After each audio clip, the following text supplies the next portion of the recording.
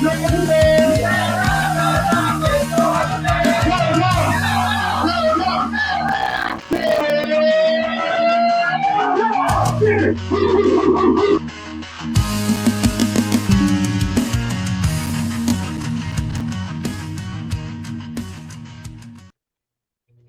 up, y'all? This is John, Mike, and Caleb back for another episode of the Nothing Finer podcast.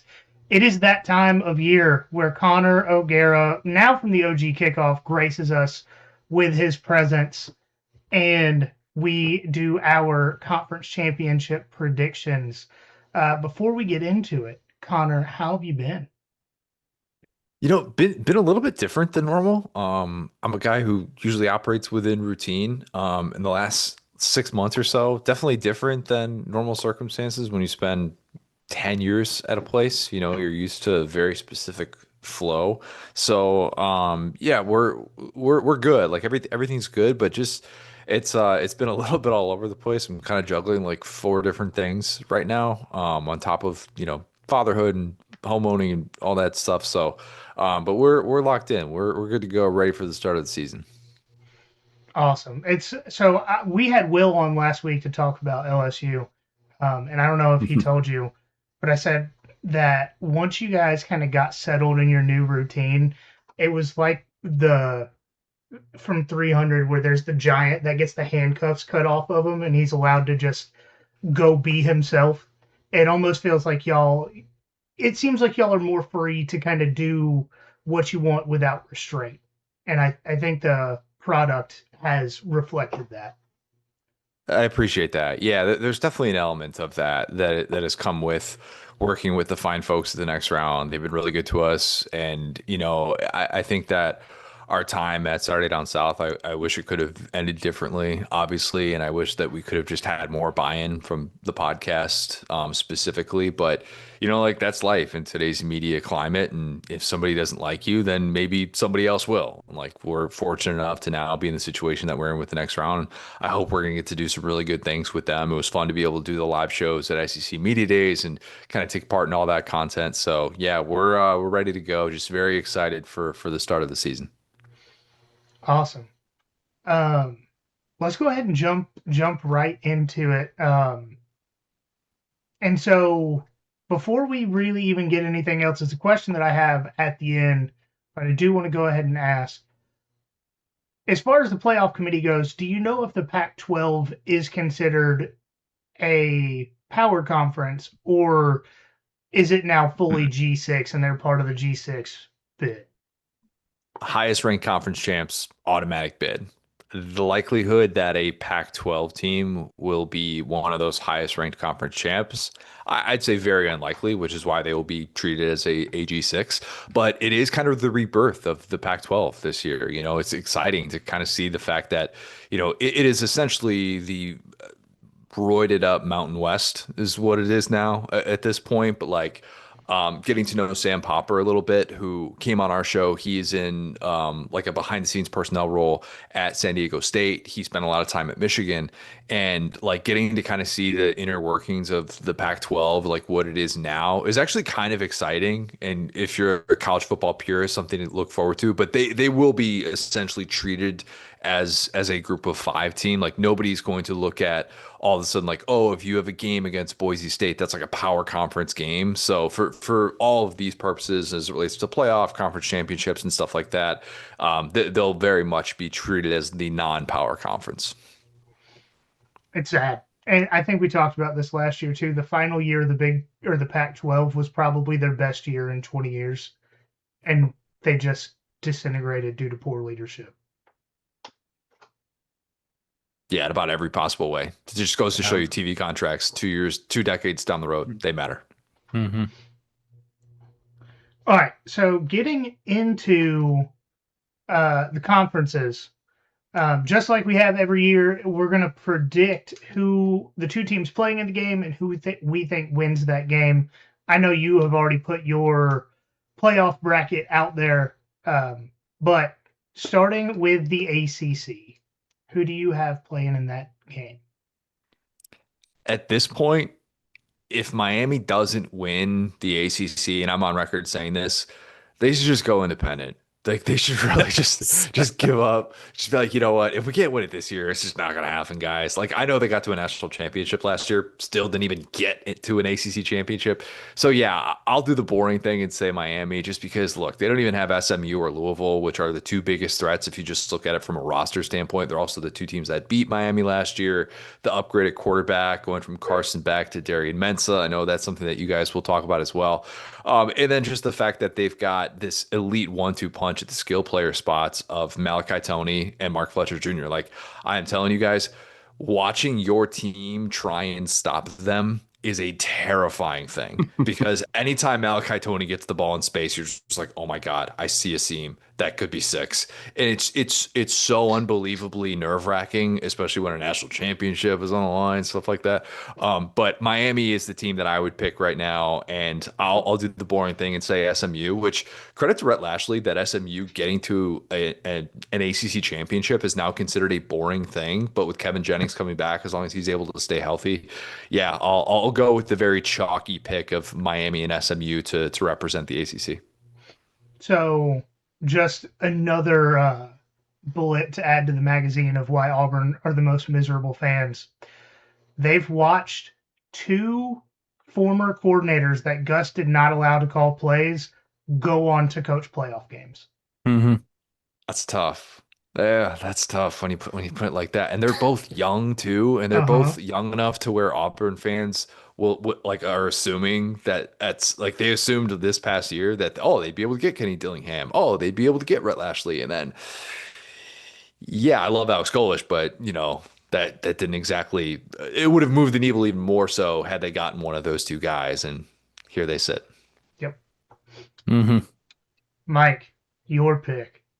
All right, so I'm going to be a little bit different, but just do the inverse of what Connor said. Actually going to go SMU over Miami in this case, and really that comes down for me is just the schedules for both teams.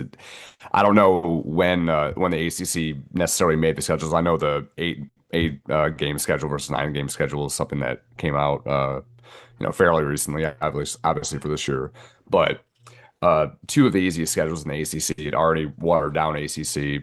SMU. Might be in Miami's head. I don't know, but I just wanted to be something different because I can't stand the thought of Miami winning a conference. I'm just gonna will it into existence.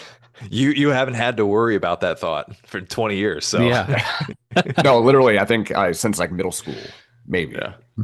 Yeah.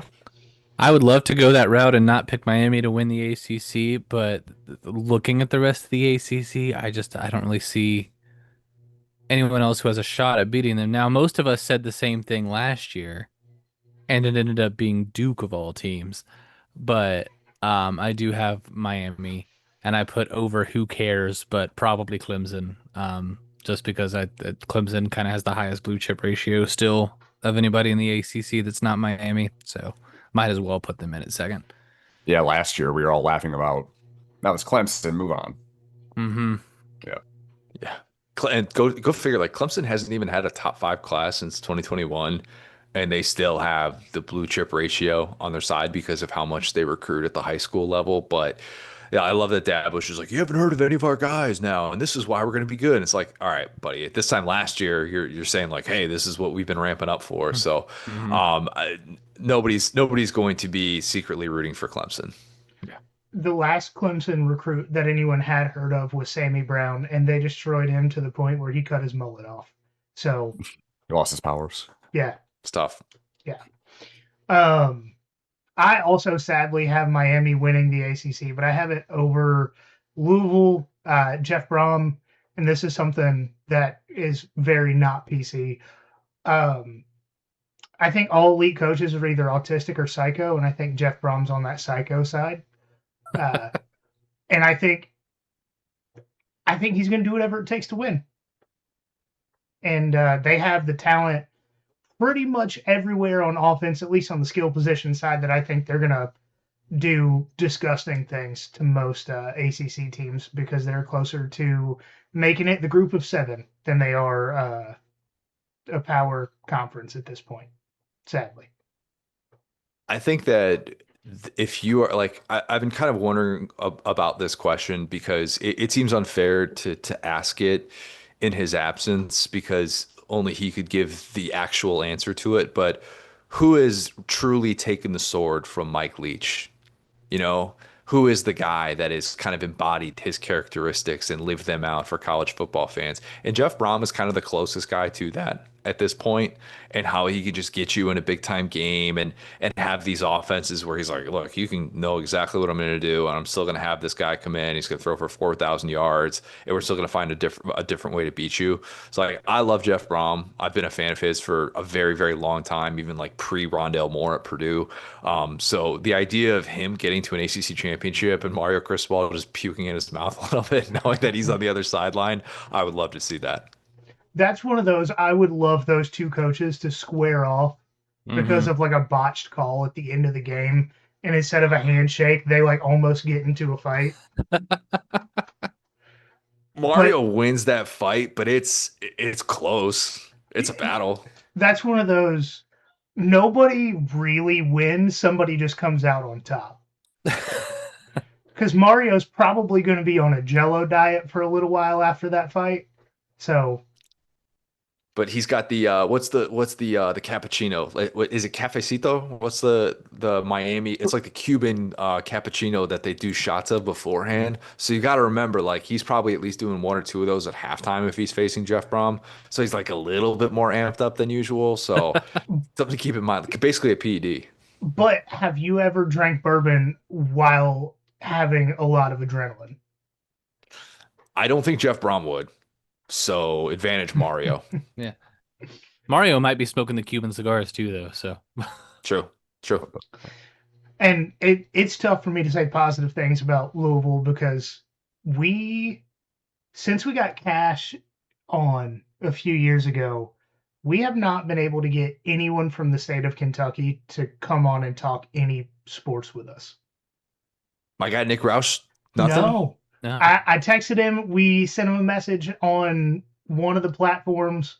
And then last year for the same Puncher's Chant series, we tried to get Louisville. We messaged like 5 or 6 different people about Louisville.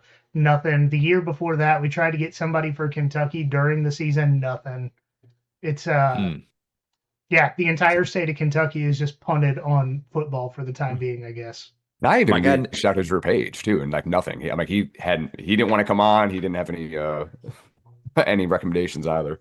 My guy Nick Roush actually lives in Louisville too and covers Kentucky.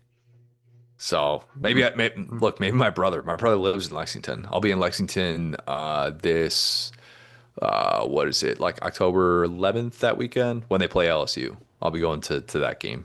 Very much looking forward to that. Not a sober eye in the house. Yeah, probably not. All right, Big 12, the Monster Energy WWE Big 12. Connor, who do you have taking home the belt and punching through drywall in their conference championship game? It's BYU's year. Said it before.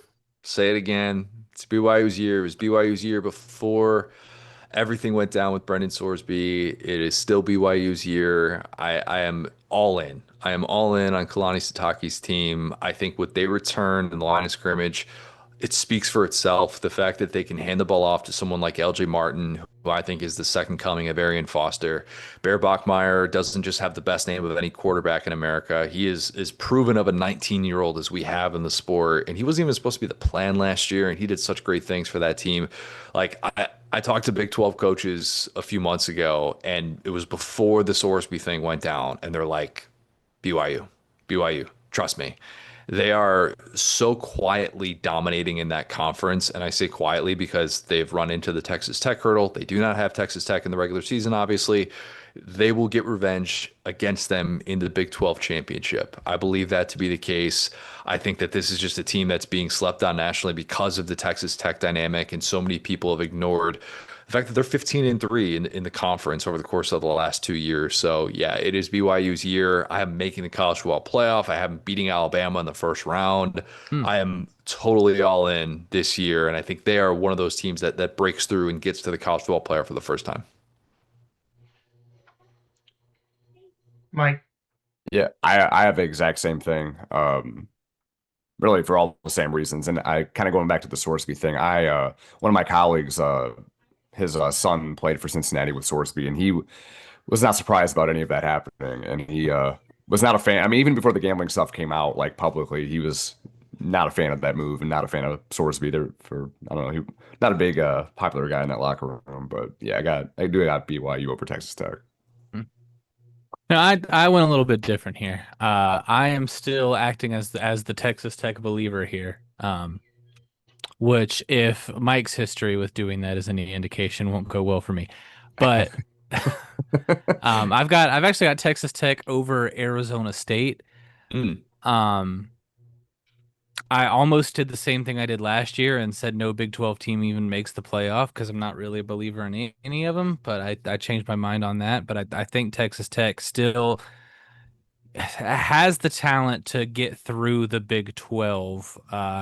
Because to me, the Big 12 is a one-team conference, and as Connor mentioned, it's a team that's not even on Texas Tech's regular season schedule.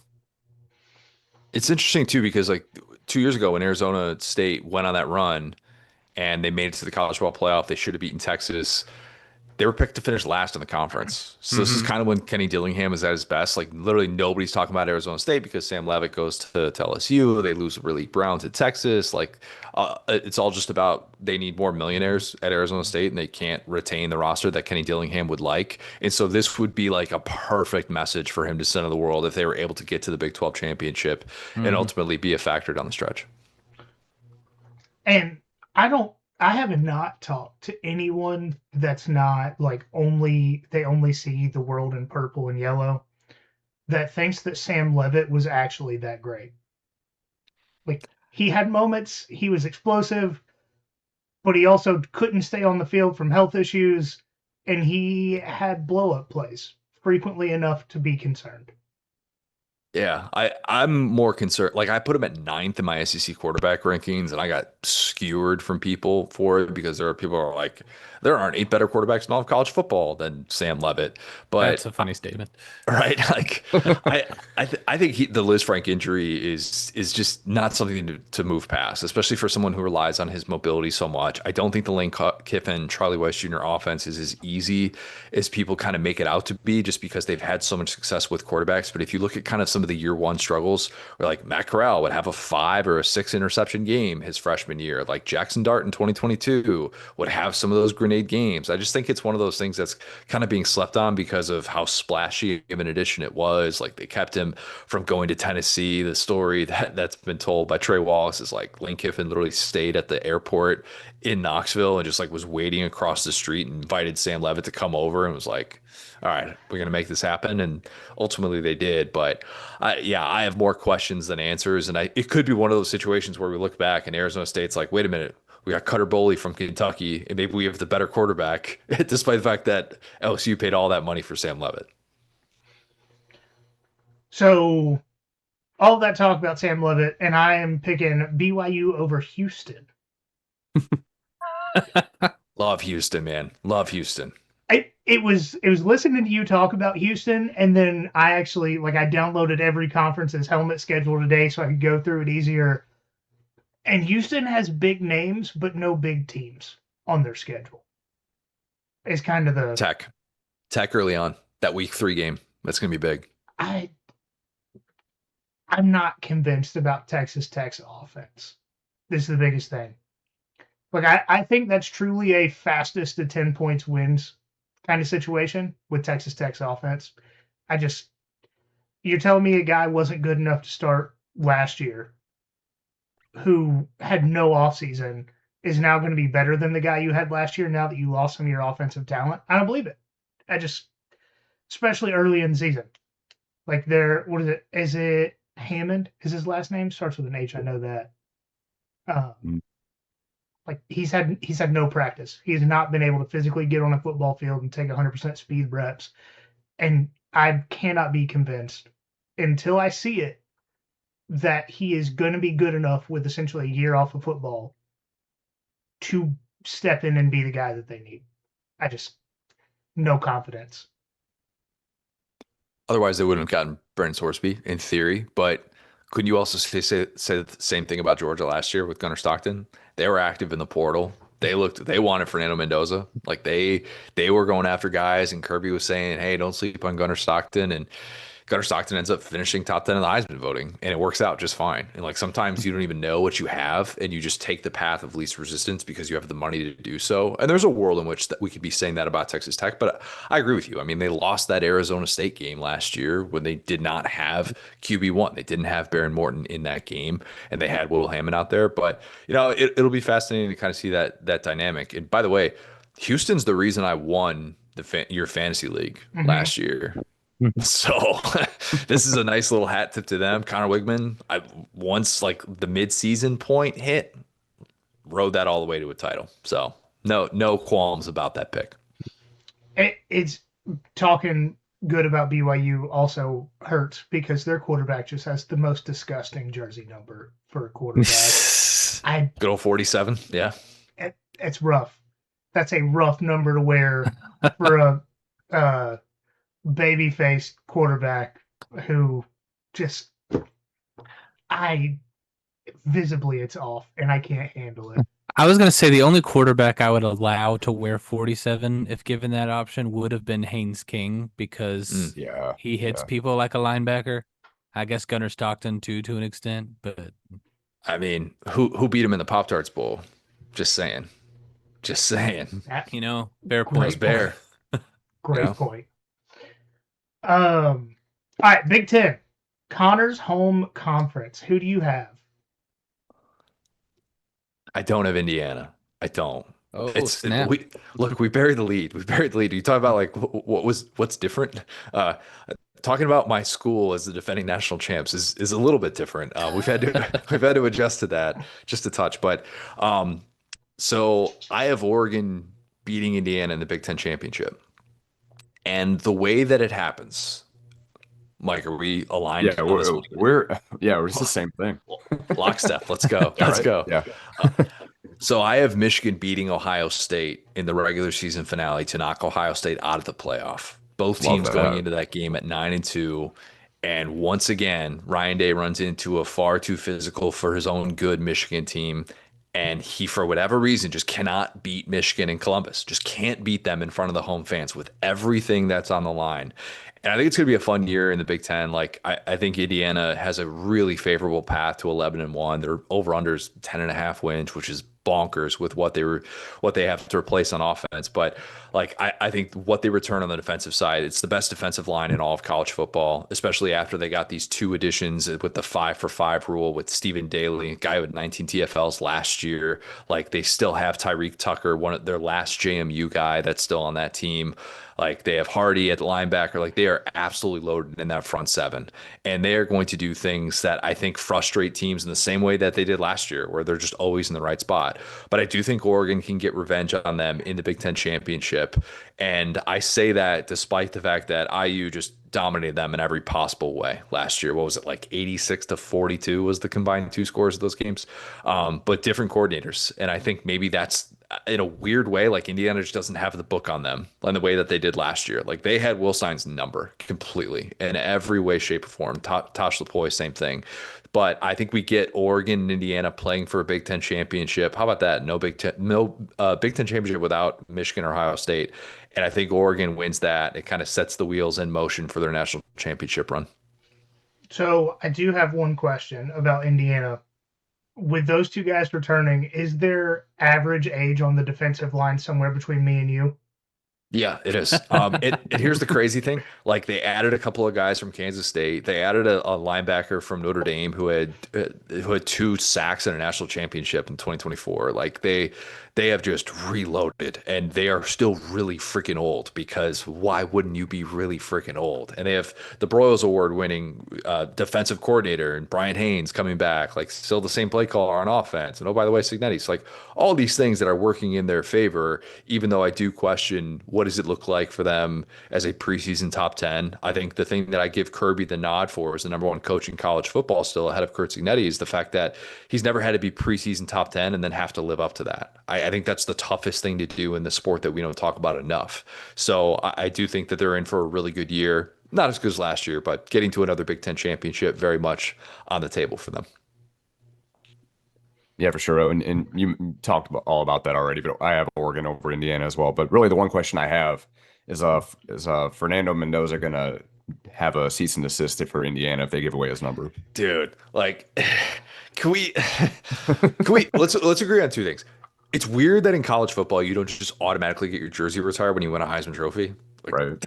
it's kind of one of those things where you're like, wait, oh yeah, Tebow's jersey isn't retired at Florida. Johnny Mhm. Manziel's jersey isn't retired at Texas A&M. There's two guys wearing number 2 this year on Texas A&M. Like, that's just strange. But is that the type of thing that you should like end a really good relationship over, especially when your other school, you kind of trashed them on the way out and they also trashed you?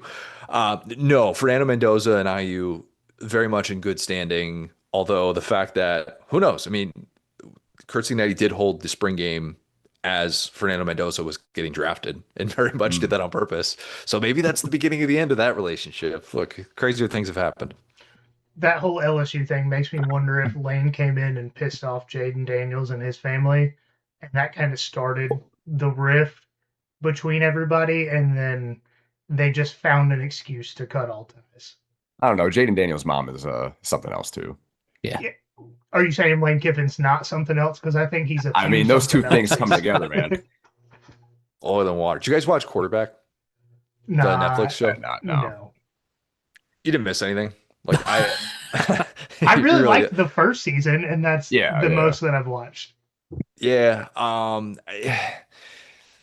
Jane Daniels' mom is even more involved than you'd think. Like it's to the point where you're like, was the show about her or was it about him? Like I don't really know by the end of it. And he was hurt basically the whole year last year. So I mean, I guess they just found her more interesting. But yeah, he's gonna want to walk that one back. I think that's fairly obvious. Ah, Yeah, it was like a family. It was like a family statement. It wasn't just from him, which is Yeah, it's his what you need to team. know. Yeah, Yeah. yeah. we saw how they went for Nico, so it'd be interesting. Yeah. Good point. All right. Well, I've got Ohio State winning the Big Ten. Oh my gosh, what a Get shocker! out of here. That's the most bold take anyone's ever given. Ohio State winning the Big Ten. No, I feel like they're the best equipped team. You never know with Ryan Day, because the man never has any excuses to not win the Big Ten, and yet he seems to not do it very often.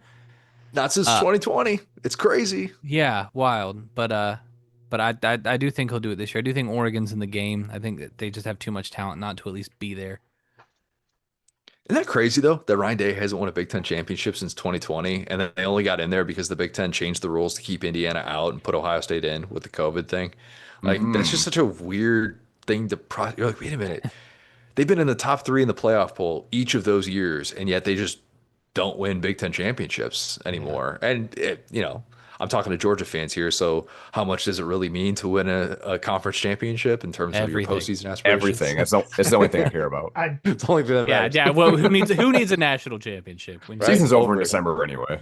Exactly. Good point. Yeah, that's I'm weird. on record years ago saying I don't care if Georgia wins another SEC championship. I would rather have a home playoff game and a national championship. And apparently, I am in the vast minority of Georgia fans. Are It's you? like every Georgia fan I talk to is like, no, the SEC title still means something. And I'm like, what does it mean? Like, we get to go to New Orleans and lose again? Yay. You're the only fan base that gets to say that, by the way. No, nobody else. I Yeah. would hear that. Even Bama fans, I'd be like, you mean to tell me you think Kalen DeBoer hoisting an SEC championship would just mean absolutely nothing to you? No. If you still had Saban, all right, fine. But we're not having those conversations. Georgia's the only team that's allowed to actually stand up and say that. And don't get me wrong, like, I'm excited when they win, obviously. Like, I'm not going to say it's not a big deal. But if you gave me the choice of winning the SEC or having a home playoff game and winning the national title, I'm taking B every time. Like, that's Well, yeah, Yeah. If I have Yeah. to pick between winning the SEC title and the national title, I agree. But like, And we could do even- both. It's not like one is cursing the other because I don't. Yeah. I know you Guys, it's believe in easy. curses, but I don't. It's easy. Just do it. Just do everything. Just win a conference championship. Just like Yeah, don't just lose do- a game. Just go 16-0. Yeah. Yeah, Yeah, just go how hard is 16-0. that? That's fine. If It's not that Indiana hard. could do it. Yeah. also, as a season ticket holder, if you give me the option to not win the SEC, get a home playoff game, I would like to see a home playoff game. That's I fair. would. That's I'm fair. selfish. All right, back to the Big Ten. With like 3 teams that matter in their entirety. I do have Oregon winning, but over USC. And I really believe in their quarterback and their skill positions is mainly what it is. Their defense is probably still going to be somewhere around 80 and scoring defense, but their offense is going to be able to make up for it. Their schedule outside of 3 games, we'll say 3 games. At Ohio State. So Ohio State at SC. Has Lincoln Riley beat Dan Lanning yet? Has he done that No, yet? that's their one regular season loss that I have for them. Gotcha. I have them beating Ohio State at home, squeaking out against Indiana, mainly because I'm not sold on Josh Hoover yet. As the guy Turbo who Richard? started him in fantasy last year when Gunner wasn't performing super great, I'm pretty sold on him. That's fair. But then again, it was Look, Big 12 defense. I was about to say Big 12 and Big 10 defenses are vastly different. Curtis Rourke had a guy on a torn ACL finish top 10 of the Heisman voting. Like, You're not wrong, and I could be crazy here. I'm not super high on Indiana, at least on their offense. But I think USC goes 10-2 at worst, and then they get a mud hole stomped in them by Oregon in the championship game. We're gonna have 2 West Coast teams playing for a conference title in Indianapolis, just like geography intended. Yeah. look, if Wait that till you hear happens, my ACC pick of Cal, Stanford. Just kidding. the band is on the field. Yeah, look, there is a world in which this is finally the year for USC after Lincoln Riley said championship window now opened in year 5, which is I still can't believe a coach on a 9-figure salary who brought over a Heisman Trophy winner would have the audacity to say that, but Lincoln Riley and his burnt brisket go to a different beat. But yeah, if it is Oregon and USC playing for a Big Ten championship, it would be a unique flex for the Big Ten in that they're winning the expansion battle with the SEC. Like that would continue to be the argument of look, everybody assumed that the SEC after it made that bold move of Texas and Oklahoma oh my God, like the SEC just became a super conference in ways that it's just going to win every national championship from now on. And then if all of a sudden like it yields that, and if Oregon wins a national championship this year and it matches what the SEC did from 2007 to 2010, which is 4 different teams winning a title in that stretch of 2006 to 2012 of 7 straight SEC national champions. It would be the ultimate flex. Like it just would be. It would be this is the golden age of Big Ten football. So I think that they could probably spin that in a way that allows them to flex even more. They probably would. So, as a Georgia fan, my response to that would be your Jay Cutler quote that you have you been using. Like, man, congratulations, guys! Like, it's so cool that you finally caught up to what the SEC did 16 years ago when college football was significantly more difficult. But also, I don't care. Like I would, I just. That's not how you say it. You know how to say it. That's not. I don't care. That's nonchalant. That's not Jay Cutler at the urinal. You know that. You're right. You're right. But like in the grand scheme of things, for individual teams, I feel like the conference superiority question really applies to SEC teams whose ceiling right now is 9-3. Mm-hmm. Like Alabama fans, because they went from Saban to DeBoer, and I have already predicted that they miss the playoff this year, next year, and he gets fired, but that's outside the point. Like Alabama fans, fresh wound, they lost Saban, but the upper tier of the SEC could not care less about if the Big Ten claims they're dominant when in these head-to-head games we see it's fairly even, right? Now, just not recently. That's the problem. Well, in the playoff, it hasn't been, right? But like, if you give me the last 5 years, the SEC head-to-head is still beating the Big Ten. Over the last 3, it's a different story. What in the grand scheme of things, it matters to Auburn fans who haven't been happy in forever. It matters to Florida fans who are going to be so mad that they're 6-6 playing Northwestern in a bowl no one's heard of. Like, and probably losing to them because everybody's opting out because Florida actually has draftable players. But like, does it matter to your team? No. I think it's fair. And once again, that's probably a privileged perspective coming from a Georgia fan, but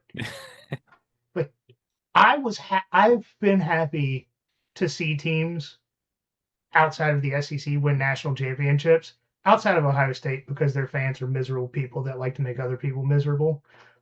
But like Indiana last year, I thought that was one of the coolest stories we've had in college football since I've been paying attention. And Agreed. like objectively, it's awesome. Miami fans, they're right next to Ohio State and trying to make other people miserable. So whatever. But at the end of the day, if your team's not going to win, cool stories. People that are likable. Like I could see Fernando Mendoza walking into a Lego store in the middle of nowhere and just hanging out with some kids building like rally cars if they don't know who he is. Like he's a very likable person. Carson Beck, No. no, he's not. Right. So What did he do? What didn't he do actually? So Can we get the Cavender twins on that? Would they have any thoughts? Yeah, they might have some information about that. So Arian Smith might be someone to call too. Yeah. I did watch. There's a Cash Jones interview from Falcons training camp the day after the Hall of Fame game, and they asked his thoughts about Carson Beck, and he went from making eye contact and being a normal person to just like looking straight down at his feet, like Carson's such a good person. He works so hard. I don't have anything bad to say about him. How did the game end? And enough said on that. I feel like we've beaten that dead horse 200 times.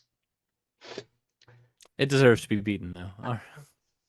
Hey, eventually maybe he'll look both eyes in the same direction if you beat him enough. I gotta quit. I'm too mean to him. SEC. Connor, who do you have? I'm gonna give you guys the satisfaction of knowing you're not gonna have to watch your team win the SEC championship and lose in the Sugar Bowl. So I'm gifting that to you. That is what I present to you today. You are welcome.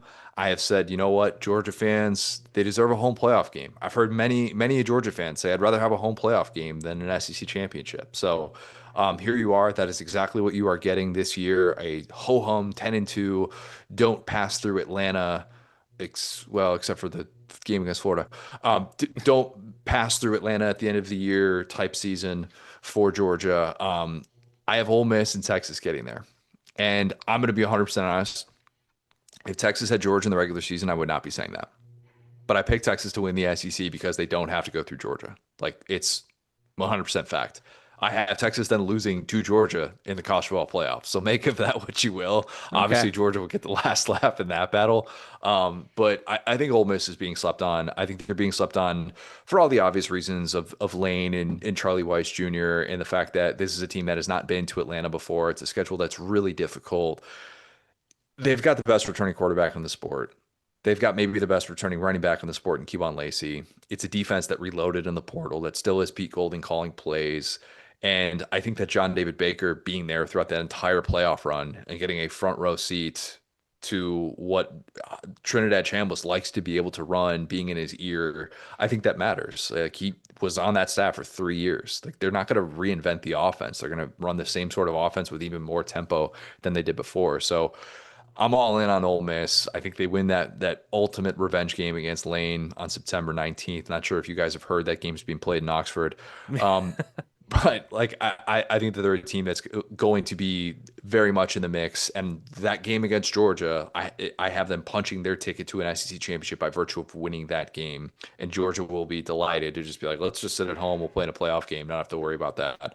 And then Texas getting there as a result of what I think is a favorable schedule. I think they get revenge on Ohio State at home. And then the fact that, this offense, it should be explosive. Arch got better. He was not perfect. I think people just throw out the Georgia game when they talk about Arch's improvement down the stretch. And I ranked Gunner as a better quarterback than him coming into the season. So I still feel very justified in that. But what they were able to bring in at the skill positions and then what they have with a more experienced offensive line, that offense is going to take the next step. And even though I have questions defensively of Coach Boom coming over, my kind of like my thought that I've been like just letting marinate the entire offseason that I haven't even shared on the OG kickoff is that I really think in my heart of hearts, if you gave Steve Sarkisian truth serum, he would say, yes, indeed, I hired Will Muschamp because I need to figure out how to beat Georgia. And buddy, that guy's going to have something, just something that Pete Kwiatkowski could not have, even though Pete Kwiatkowski had A&M and Oklahoma's number. So I think Texas is going to get that rematch against Georgia eventually. Not going to go well for Texas, but Texas and Ole Miss playing in an SEC championship. Yeah, no Alabama, no Georgia. Surely that won't come back to bite me. I will say, don't sleep on Coach Boom. He was a big part of that 2022 national championship team for Georgia after Dan Lanning left, and he called a heck of a defense. So, dude's got the credentials, and he's a psycho. He is on the psycho side of it. Shockingly, Yes. after coaching both South Carolina and Florida, Georgia fans now have nothing negative to say about Will Muschamp. Yeah. Florida, he wanted the Florida job too, the Florida DC job. He's from Gainesville originally. And like I have it on pretty good authority that he was being heavily considered for that job. Like there's a lot of different Florida coordinator candidates that were considered. Like Brian Dable was part of the mix to be the OC there, which would have been really interesting. Under Summerall? Under Summerall, yeah. Like they were casting that net far and wide. And Will Muschamp was part of that search. And I think the Texas thing, like too attractive not to do that, especially with total autonomy on that side of the ball. But he's kind of quietly one of the most fascinating people in college football this year. I would love to get like the social media trend of like the me getting ready for my Netflix documentary about this. Like I would love a truth serum Will Muschamp documentary from high school until he retires from coaching. Like after he retires, not a 30 for 30. We're not going to let ESPN Disneyfy it and take out some of the hard hitting stuff. Like I want Netflix F-bombs flying, no censorship anywhere. Full Will Muschamp honesty hour. Get his blood pressure the entire time throughout that journey as well, and just skyrocket. Just, buddy, that ain't healthy. This is the highest blood pressure ever recorded for a human not having a stroke. Congratulations. I'd believe it. Mike. All right, so we kind of did our helmet schedule, about a month or so ago, but I do have, shockingly, I have Georgia winning the SEC again. This time over Texas A&M, again, per our helmet schedule. And I think it's really the main thing is that I just think it would be funny for Georgia to play A&M in Athens and in Atlanta before they go to College Station. That would be. I want to keep it going. It's got to keep going. I never want to play in College Station. I'm a firm believer that Greg Sankey is in on the joke at this point, and he's like, nah, Georgia don't have to play in College Station this year. It'll be fine. He doesn't set the schedule. He's got people for that. Yeah, but he definitely has a say. Like if he walks in the room and says this isn't happening, they listen. I don't think he cares. I don't think he spends the slightest bit of time caring about the schedule. But it's more fun to think that he does. You're right. Yeah, I do find myself wishing that they had waited until the fourth year of this new schedule to send Georgia to College Station just for the comedy of it. Mm-hmm. I do also have Georgia over Texas A&M after Texas A&M wins a 6-way tie in the SEC for second place, with 6 teams going 10-2 overall and 7-2 in the conference. Had a lot of fun happening upon that when I did my predictions. I think that the 7-2, 7-2 is going to be 7-2, 6-3. The logjam there. I think teams 2 through 7 in the SEC with a 7-2 or 6-3 record in conference play, and there are going to be so many teams that are just like, hey, we're 9-3. Oh, maybe we're 10-2. But that logjam with the 9-game conference schedule is going to be a huge storyline in November. Hmm. And I have Georgia over Texas, mainly because I have Texas going 11-1, beating A&M, who also goes 11-1. Because there are two things that I hold true about Texas: they will not lose to Texas A&M, and they will not beat Georgia. And I think both of those happen back to back this time again. Um, so even though I would love a home playoff game, I don't see it this year. I think every team has trap games. Georgia got really lucky with the schedule outside of the road trip to Alabama, and I already think that they have more questions than they have possibly answers this season. Um, so I have Georgia 13-0 over Texas because Texas could have prime Calvin Johnson on their team and still find a way to lose to Georgia. They're not capable of beating Georgia. I think the Texas Georgia thing is more real than the Texas A&M Texas thing, if that makes sense. I would I mean, agree it with was that. Yeah. 3 games in which we've seen it, different ways in which it's happened. And that game last year between Texas and Texas A&M, like Marcel Reed, I don't think was playing at a level where he was going to be capable of winning that game. He had no chance once he got hobbled. He got like banged up in the second quarter and was very, very much limited. I don't know that Elko is going to be one of those coaches who just like is has this mental hurdle against somebody else in the way that I feel like Sark does against Kirby. You know what I mean? Like I think Elko is kind of above that. Maybe I'll prove to be wrong about that.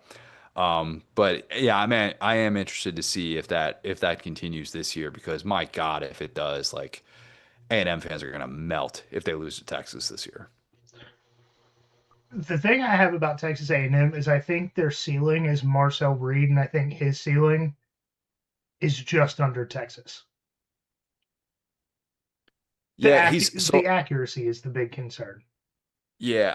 I wrote 2,000 words about Marcel Reed today because I'm doing a weekly column for TexAgs this year, and the the people that say like he's terrible, like he's the guy that we saw down the stretch and nothing else. Like they probably tend to ignore what he did at Notre Dame, what he's done to Blake Baker twice, and like I do think there's a real skill set there, but the turnovers are so troubling because of where they happened. Like Carson Beck in 2024, the thing that was so frustrating was that all these turnovers are happening in the intermediate range. You're like, buddy, you can't be turning the football over 10 to 19 yards downfield. It's one thing if you're, like it's just the drops and okay, that's you can live with that. But like the turnover worthy plays between 10 and 19 yards, that's the biggest thing with Marcel Reed at this point of his career. Like it's pretty pronounced and he's very well aware of it too. But yeah, it'll be interesting to see with him having a first time play caller and Holman Wiggins. I don't know how that dynamic is necessarily going to go. They are some really good receivers coming back though, and I love the addition of being able to get Isaiah Horton as well from Alabama. So yeah, who knows? You guys are higher on A&M than I thought you'd be. I thought A&M kind of gets the butt of the joke from people outside of that fan base. We ran with the Texas 8-4 joke for a long time, but then last year they didn't do that. So What turned me around personally on Texas A&M was the second half against South Carolina. yeah, Like, should the first half have ever happened with last year's South Carolina team and last year's A&M No. team? No. But the resiliency in playmaking on both sides of the ball in that second half are what convinced me that A&M was actually a good team. Yeah, I mean Mike Elko can coach up a defense too, and like they'll reload just fine. This Anto Saka coming over from Northwestern, he's going to be somebody to watch. He looks like he's 45 years old. Like if you want to Google this guy, you're like, there's Shocked no he way didn't go this to dude's to Indiana. college, right? He was oh god, just built out of a lab. Like you think Kalen Black looked old last year, buddy? Wait until you see Anto Saka. This guy looks Like when he's leading the SEC in sacks at season's end, you're gonna be like, that's no fair. He's 45. That's cheating. He's too old for the NFL. He shouldn't be in college. All right, moving into the group of 6 now, we'll call it group 6, 7, however many The groups. group. Yeah. Connor, who do you have being the highest ranked group team? New Mexico. Whoa. Big believer in Jason Eck, future Wisconsin coach Jason Eck. He is everything that they hoped he would be and more. They are one of these teams that I don't want to do the thing where I compare everybody to Indiana, but like their processes and the way that they go about things behind the scenes is very well done. And that's why they were able to do the things that they did in year one. Like they had that game against Michigan that people looked at and they're like, okay, they're like kind of competitive here. They're like running trick plays, kind of emptying the bag here. This is actually kind of a fun team. And I think the fact that they no longer have to worry about Boise State as well is significant, and the path in the Mountain West is just a little bit different than what it was before. I know, and maybe one of you guys will bring them up, like UNLV is kind of the sexy pick this year because of Dan Mullen, understandably so. They won a ton of games last year. That program is built really well in the NIL era, but I'm just a Jason Eck believer. And I think they have the right staff. They have the right returning production. Like they're top 20 in the country in returning production in Bill Connolly's metric, which is like darn near impossible for a group of 5, group of 6, whatever you want to call it, program to do in this day and age. And they have quietly built things up there very well. So I think they're able to get through and have one of these like kind of out of nowhere seasons, and then ultimately probably get killed in the first round of the playoff. And yeah, you were right about UNLV. I think uh yeah, just like you mentioned, Dan Mullen, my one thing I'll say about it is Dan Mullen's going to retire after they get eliminated because the quarterback battle between Alex Orji and Jackson Arnold is just he sounds like It's he's so great. over it. Look, dude, talk about damaged goods, man. Like Yeah. that's the thing. Like, hey, you're getting a former 5-star and another former blue chip recruit who played at Michigan. Oh, by the way, this is what they are at this point. It's your job to fix them. Have fun, Dan. Yeah. Yeah, I mean, just listening to him talk about it, he just sounds like he's done. I don't know. I don't know. It's He bad. had Calandria lined up, and then he Yeah. ends up going to Nebraska late in the portal process, and then they kind of have to like regroup and figure it out. Like it's Dan Mullen will let you know how he feels. Like make no Mhm. mistake about it. I Yeah. think if he coached at a more prominent program, he would be the new Mike Leach. Hmm. Interesting He's take. never had an issue saying what's on his mind. He has the offensive prowess to beat teams that he shouldn't. Hates recruiting like actual blue chip talent. The numbers though against like I think Leach has even better numbers about like teams that finish with a winning record in SEC play and stuff like that. Like I think Leach has actually even outkicked Mullen, even though Mullen's probably had the better resources at like places like Florida, of course. But that's not a bad take. It's not a what's the Vegas Vacation character that he looks like again. That Cousin reference is like Eddie. five. Cousin Cousin Eddie. Eddie, yeah. Yeah. Cousin Eddie having some Mike Leach in him. I can see that. Yeah, so I do want to take this opportunity to remind everybody listening that a year ago when we did this podcast, I predicted that 2 group of 5 teams would make the college football playoff. And just gonna leave it there. Just gonna, take yet another victory lap on that, even though I picked the wrong Power 5 conference to miss. It's okay. So I don't think that's going to happen this year. I think it's going to be what everybody predicts it to be every year, where the group of 5 team just kind of gets slotted in as the 12 seed. And I think the college football playoff committee is going to be hesitant to rank any of them any higher than that after what happened last year. And I too am going with sexy Dan Mullen. Very. Not just because of the experience at coach, but also they do have a pretty manageable schedule. Like other conference, like the American, I think is going to kind of eat itself at the top. The Pac-12, I think, is going to have a couple of instances where a couple of teams lose a couple of games, whereas the UNLV, they do have to play at New Mexico. But other than that, the schedule is very doable for them to just sort of coast into their conference championship game, and then it's just about winning it. So I do have a few honorable mentions for this, mainly to upset people. But I do think that the group of 5, group of 6, whatever playoff spot comes down to that New Mexico UNLV game. Just full transparency, I don't know enough about either team to predict that game. But to make people mad, James Madison, Billy Napier's finally going to coach in the playoff, but it won't be for Florida.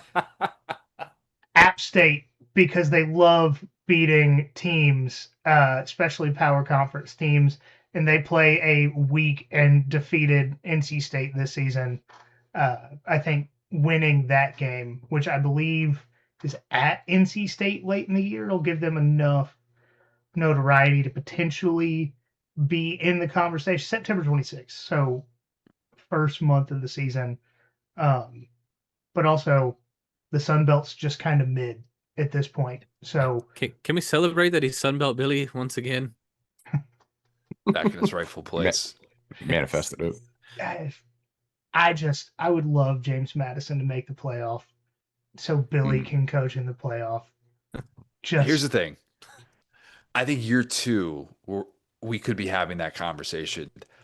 I don't know how many players they brought back. I think they're like bottom 3 in FBS and percentage of returning production because Bob Chesney basically said what Lane Kiffin did, except get on the plane, get on the bus, get on the Winnebago, get on any sort of thing with wheels, and let's follow me to UCLA because they took like everybody. I mean, it's like an entire clean house, new roster situation. And I don't want to say that Billy Napier can't overcome that. But take the under on the win total. If that happens this year and you called your shot on that and Florida fans have to watch that and it's like a 6-6 season, oh my God, that would eat at them. There would be you talk about like dud of the decade. We're starting to have those conversations more and more with Florida with that. What I kept saying last year because Florida fans, for some reason, as soon as basketball started and football was still going on, but they were checked out, they started chirping in the comments. And I was like, guys, you have your current coach and your former coach are both coaches of teams in the playoff. Neither of them are named Florida. Maybe take a step back and reevaluate things that you're saying before you start saying them. Life is tough. Life is tough as a Florida fan. Kind of, sort of, maybe not really. They've lived a good life.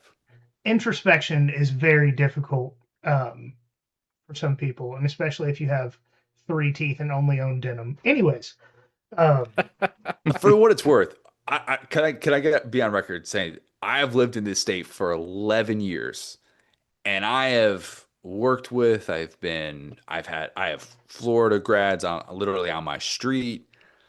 I have looked for that person that you just described. I have searched far and wide. Like I've even been to Walmart a handful of times, just looking around, being like, well, surely this is Jort's territory I'm about to walk into. I have not seen that person in Florida garb to make that connection. Now, Florida man is different than what you have described. Let the record show those are 2 sort of separate deals that we're talking about here.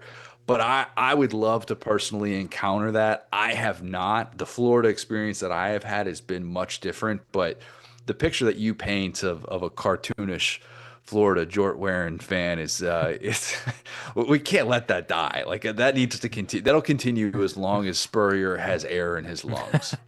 So you could find that if you go to like Jennings or Jasper or somewhere up in that area. I was about to say, you also live in one of the nicer suburban areas in the state of Florida. Like I don't know. Like I've been to a lot of parts of this state. You know, like I don't want to say like I've seen like, oh my gosh, like bad neighborhoods and stuff like that. But like I don't know. Like I've wanted that to be real because it'd be more entertaining for me if that were real and that was what I was surrounded by. But I have not seen that yet. You will be the first to know if I encounter that type of Florida fan. So I went to, and I've told the story 100 times on the podcast, so sorry if you've heard it before, but I went to 2022 South Carolina at Florida. I got free tickets. Georgia had a night game at Mississippi State. So we drove down, make a day trip out of it, left after the Tom Petty thing in the fourth quarter. And we wore Georgia stuff. Everybody right up until we left the stadium was cool. But our free seats, our backs were literally against the wall at the top of the stadium. Next time you go to a game in the Swamp, you should go to that section, because that section is all the people I described, 100%, and the people that get free tickets. Because man, everybody was friendly and like just like talking a little bit of trash back and forth, and then we got up to leave, and the entire section started screaming at us that we were like worse than Satan. And I'm like, guys, I've been here for 2.5 hours. Like, you could have said anything for 2.5 hours, but now that you see my back, it's a problem. And I just lost what shred of respect I had for most Florida fans that day. The Swamp's pretty cool, though. You got to admit. The Swamp's pretty cool. It's kind of a dump. I was about to say, of all the stadiums I've been to, yeah, it's not in the top 90%. I'm sure you go in with an open mind. And So I actually did try to. I really did try to. And I think the problem is where our seats were. Because that's probably part of it. So where our seats were, everything was concrete. Like there was no bleachers, there were no seats. You were sitting on concrete. That's why they're redoing it. They're redoing the whole stadium and spending hundreds of millions of dollars. Yeah. But also getting to the seats, I would have been more comfortable on a ladder than how steep those steps were. I feel like that's a very large safety hazard. I felt like even in the first quarter of an SEC game, the fans were not into it. Tom Petty has some lyrics that are a little statutory rapey. That's a little weird for me. Don't go read the lyrics. Go read the lyrics. I know the lyrics. Hey, little girl, is your daddy home? Whoa. When it won't back down? That's fine. But hey, little girl, is your daddy home? You're talking about other songs. You're not talking about that song. Right. Oh, okay. I'm just saying in general, his lyrics, he has multiple songs that are a little statutory rapey. Just saying. Does REM? I know like one REM song. I know a single song, and none of those are played inside of the stadium. Yeah, true. Well, none of the rapey songs are played inside the Swamp, right? But the artist. That's pretty good. Yeah, ever since Urban left, all of the rapey songs are out. Oh, way too soon. Connor, before you get out of here, can you go over your playoff bracket with us if you know it off the top of your head or have it easily accessible? So I did this thing, where I had it pulled up, and I have it right here, like that quick, that ready to go. There we go. So I'll go through.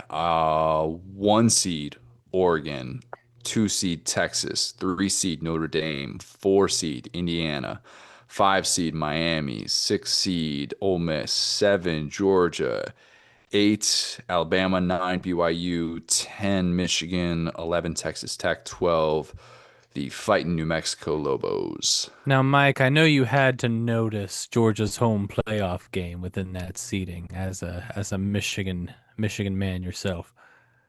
I enjoy the Orange Bowl quite a bit, so yeah. I'm cool with that. I don't know if Mike wants to be associated with the current state of Michigan men after the last few coaches. So disavow. We'll let him decide after Kyle Whittingham, who his very attractive assistant was just hired as director of football operations. Yeah, with no qualifications. All right. Yeah. All right. Just if Kyle Whittingham can't even stay in the straight and narrow at Michigan, there's something in the water in Ann Arbor. All right, like come on. Do they get their water? It's at the very least pretty tone deaf, though. Yeah. Emery, that was cold, man. Wow. I don't know if anybody else heard that or if it's going to make the audio because we had so many people talking at the same time. But I thought it was funny. Bleep that. Oh, God. I thought it was funny. We're going to close up on a few things, but we appreciate you coming on and talking to us. This is always one of our favorite off-season episodes. But tell the people where they can find your stuff now. Yeah, appreciate that. The OG Kickoff on all forms of social media. Instagram, we put a lot of content on there.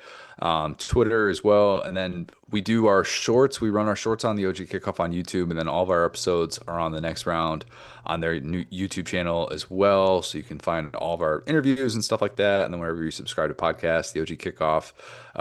We're starting 2 pods a week starting next week. So those are Tuesday, Friday, and then in season we're Wednesday, Sunday. So it'll be 2 pods a week starting next week.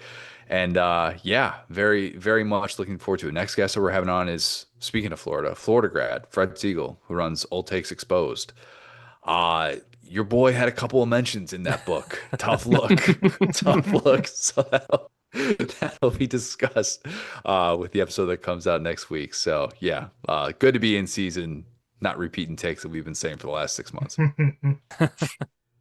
All right, we appreciate it, but you are good to jump off whenever. Thank you, gentlemen. Appreciate it. Thank you. Thanks, man. Thank you, Connor.